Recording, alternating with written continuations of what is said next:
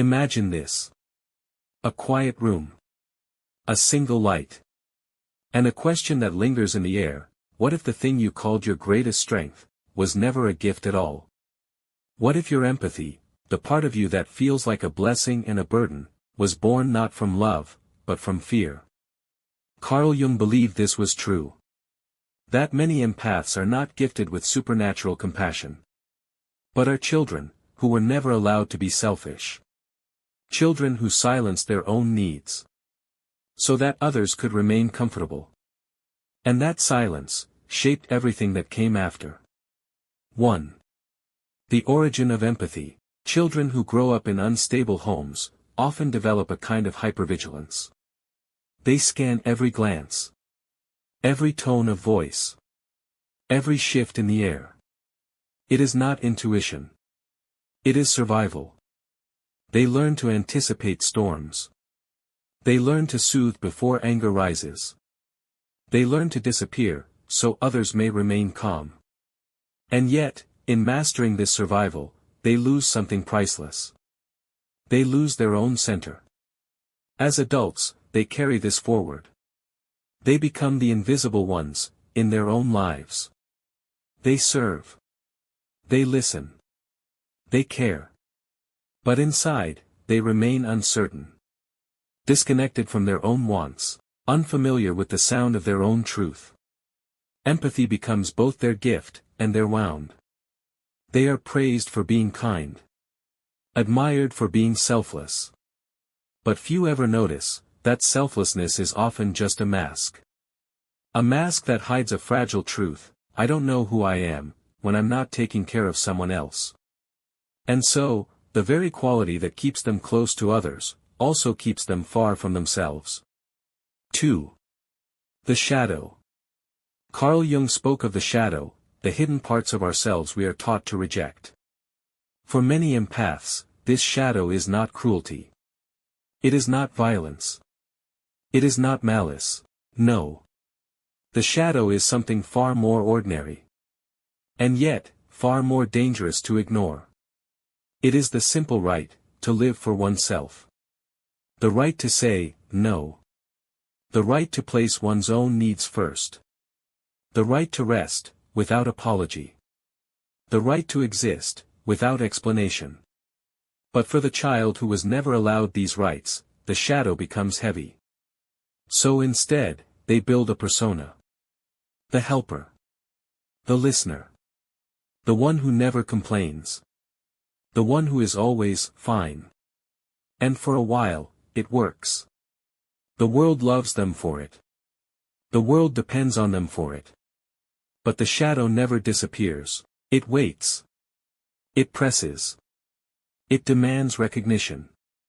And when ignored for too long, it breaks through. Sometimes as anger. Sometimes as withdrawal. Sometimes as exhaustion so deep, they cannot rise from bed. What looks like burnout is often the shadow knocking at the door. Not as punishment, but as invitation. An invitation to reclaim what was once abandoned. 3. Compensation. Jung spoke of compensation. The psyche always seeks balance. When one part of us grows too strong, another part rises to meet it. For empaths, that moment often comes as burnout. Burnout is not weakness. It is not failure. It is the collapse of a strategy. A strategy that once kept them safe, but no longer serves them now. The empath who has carried everyone else's pain, suddenly cannot carry anymore. Compassion turns heavy. Care becomes resentment. Love feels like a chain. This is not the end. It is the threshold. Burnout is the psyche demanding a new way. It is the soul refusing to live only as a caretaker. It is the body saying, no more. 4.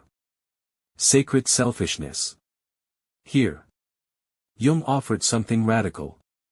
He called it sacred selfishness, the idea that caring for yourself is not betrayal. It is necessity.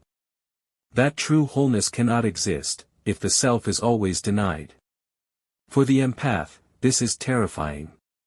To say no. To choose themselves. To risk disappointment.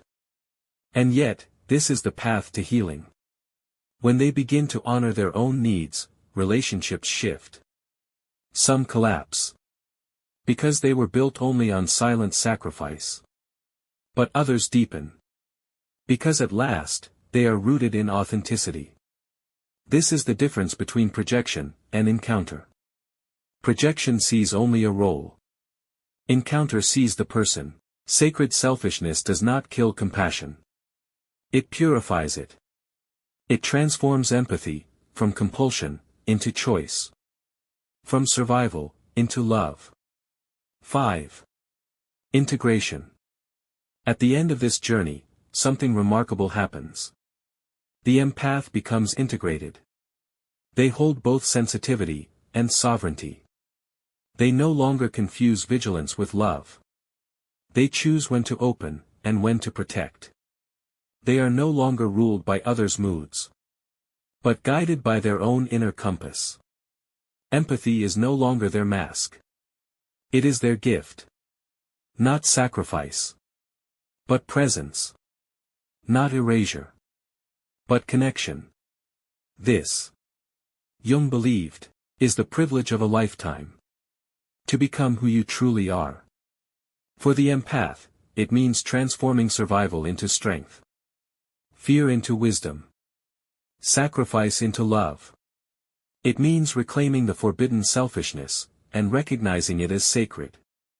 It means finally learning, that to love others deeply, you must first learn to love yourself, without shame. Closing reflection.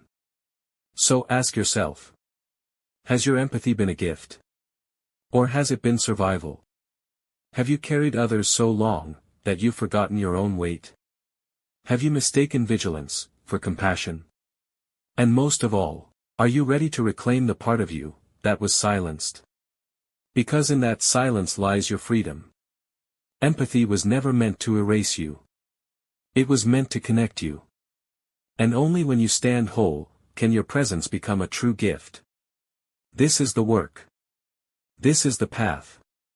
This is integration. If these words have touched something in you, take a moment. Breathe. Notice what rises in your heart. And if this journey feels familiar, you are not alone. Share your story in the comments. Because when one voice speaks, others.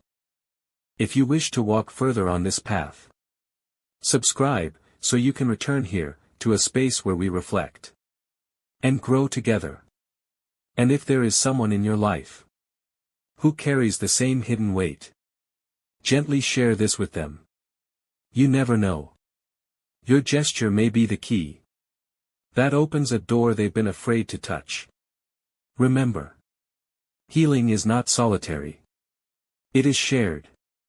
And every step you take toward reclaiming yourself becomes a light for someone else still lost in the dark. So breathe again. Stand tall. And walk forward. As the whole, integrated self you were always meant to be.